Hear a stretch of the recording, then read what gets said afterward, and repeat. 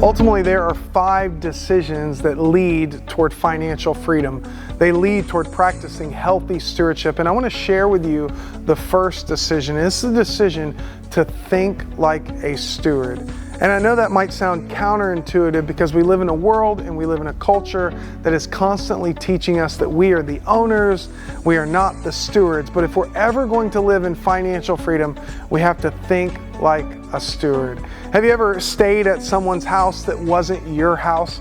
You were traveling across the country or going to see a friend and maybe they were not there, but you stayed overnight. And perhaps you even opened some drawers just to check and see what was going on in their cabinets, or opened up the refrigerator to look and see what was in the refrigerator. My wife and I have done that several times. And when we have, I will make some food and I'm walking to the couch and she tells me, "You can't eat at the couch. You have to eat at the table because this is not our house.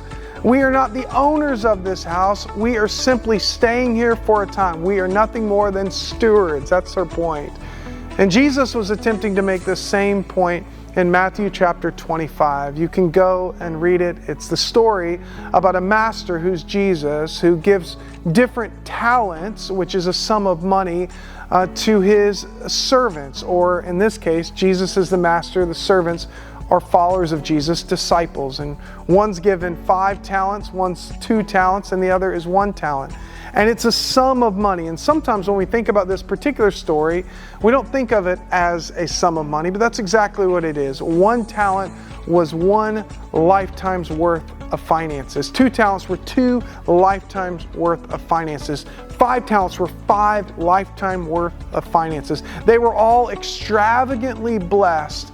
And Jesus' point where he says there, that "Well done, good and faithful servant," to the person who has 5 talents and the person who has 2 talents, who managed the very money that was given to them.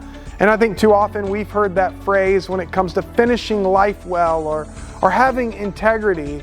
And although it can apply, "Well done, good and faithful servant" is really connected to the way in which we steward the finances that God's given us. The truth is, everything in your life belongs to God. The very fact that you can go to work and have health, that is a gift from God. You are not entitled, you are entrusted.